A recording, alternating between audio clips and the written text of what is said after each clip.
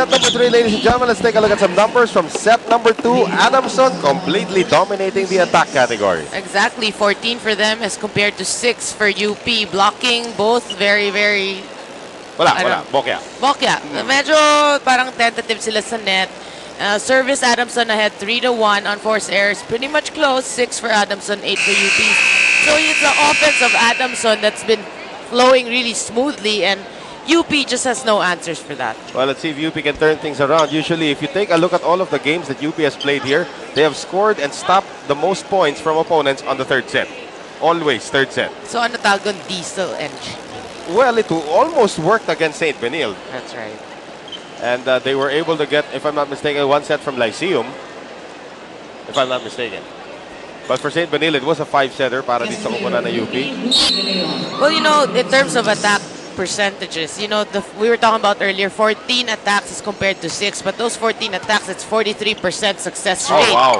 As compared to just 20% for UP. Alam mo, for all of the scoring that Nerissa Bautista has done today, she is actually off-sync. Malalayo, mga malapad yung kanyang mga tira. Well, again, you have to note that they're still adjusting to the set of Joanna Botor Carpio. Yeah. But I'm sure Bautista has already played alongside Carpio before, at least at one point in the national team. Although we know that hindi sila magka-batch sa national team. That's right. Batch ko si Joanna Botor Carpio. Oo. Okay, pero baka nga nagkaabot, nakipag-jamming. De Leon gets hit in the face there by Nario. And De Leon is smiling. Cathy Barcelon scores. Muntik na matanggal yung mukha doon, yung pisngi ni Ruby De Leon. Well, anyway, Cathy Barcelon going for the angle and she gets it. And UP ahead, 2-1. And here's the serve once again for Nario. Oh, coming from behind was Nerissa Bautista. They thought it was going to be a combination to the left, but Bautista soaring from out of nowhere, scoring again. That's right, and the blockers just cannot contain that. Tabla naman po tayo, 2-all. Serving now is Bautista. At ito si Palad attacking. Palad was at the net. Nario setting up Barcelon. Carpio.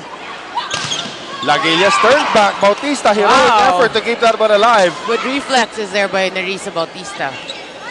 Here's Barcelon, tipping it over. Nice play there for Cathy Barcelon. It looked like she was going to put her entire body into that shot. Tapos biglang toink. Look at this, huh? That's right, a smart play by Cathy Barcelon. And toink. Sabi ni Joanna Botor Carpio, nasa ang coverage dito sa likuran. Sabi niya, dati, madali lang para sa akin yan. Oh, and this time, Joyce Palad with a service error. Tied at 3.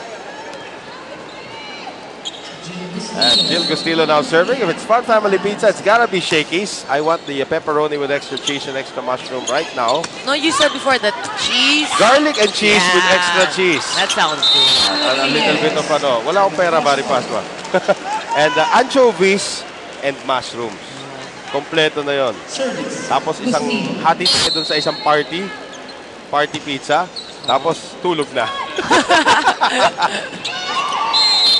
And here's another score para sa UP. It is tied at 4. Denise Tan has a report. After winning 2 sets, everything's pretty light on the side of Adamson. They're actually even having their picture taken on the side of the court. But Coach Dulce Pante's only concern is the team's attitude inside the court. Medyo nag-relax at mukhang tinatamad at times. Galaw-galaw at alagaan lang natin ang score. Pag nagkamali, bawi lang agad. Guys? Thank you very much, Denise Tan. And looks like Adamson is having fun even if UP is leading here in this third set.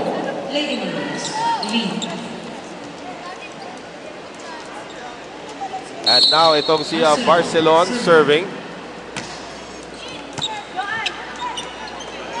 Lagilias. Benting. Wow! Credit half that point from Joanna Botor Carpio. Again, your setting was questioned because hindi pa nga siya sa sistema ng Adamson. It looks like this will be her game where she says, all right, I know what you guys are doing and I will do it for you. And here's a lifting violation, or overreaching rather, by the tawag dito kay Pauline Nario. Or make that, ito nga si Patty Nario.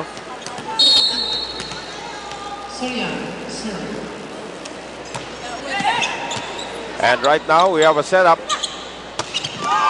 And De Leon scoring once again para din sa koponan ng UP. We are tied at 6. And again, as I was telling Noreen earlier, itong koponan ng UP has scored the most points and stopped the most points in all of their games in the Shakey's VLeague here in the third set.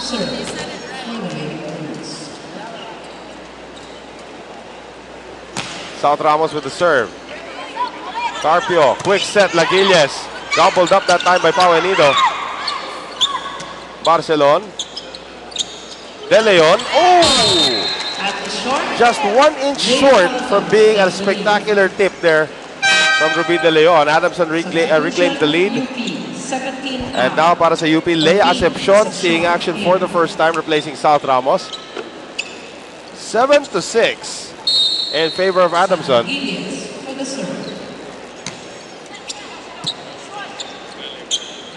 Here's Ruby De Leon. What a powerful hit. Turned back that time by Nerissa Bautista. Oh, wow. Henido got a little excited seeing that there was an opening. And the first technical timeout finds Adamson up by 2. 8-6. Diyan lang po kayo. Kami po ay magbabalik.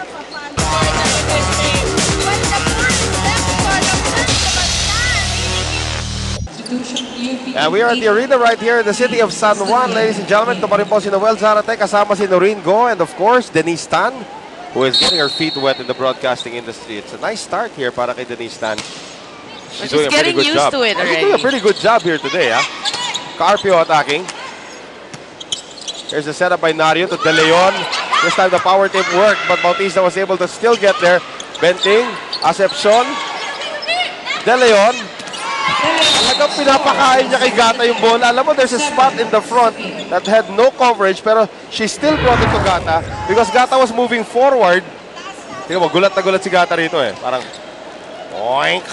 Well, actually, that's a smart, Ruby De Leon's a good setter, pero in terms of being a hitter, that's a smart thing for her to do because she realized even Barcelona scored so many points and just tipping it over that exact same spot. Well, Angela Benting also hitting the line once again. And Adamson is keeping this one close. If it's Fun Family Pizza, it's gotta be Shakey's. And Benting, the captain, serving. That's a delayed hit there para kay Nario. Or make that para kay Palad. De Leon, free ball, Gata. Bautista. That was so haphazard for UP. Well, Nerissa Bautista actually not going for too much power, more of placing in this match. No, we haven't seen the Nerissa Bautista of old, yung mga power hits niya. Today is all placing. She's probably trying to experiment with a new facet of her game. Oh, there's another tip. Oh, still alive, and UP. Oh, ng tao sa likuran. Isada and Acepcion tried to go for the ball. Nobody was in their post. So Adamson scoring. Well, good effort though by UP's defense. 11-7. Angela Benting continues to score. Isada cannot get there. An ace service by Angie Benting. And again, in Benting, the quiet points para sa Adamson. Pero pag tinignan mo yung score sheet at the end of the game, alamang siya na leading scorer. That's right, ever reliable. De Leon gives up the free ball. Carpio tips it over. De Leon is there. Carpio has to tip it over again. The joust. And Palad finds a way to score. Binawian si Nerissa Bautista, just realizing that Adamson was scrambling for positioning, and Pala just pushed there. And the court smarts of her dad. Pero yung dati niya basketball, si Bennett Palad. But it's been busy for both squads by the net. Here's Carpio. Gustilo. Block. Oh, that drops in. And that was a block there from the backup center, si Patricia Nario. Well, you're right, Noel. No, UP keeping it close here in the third set.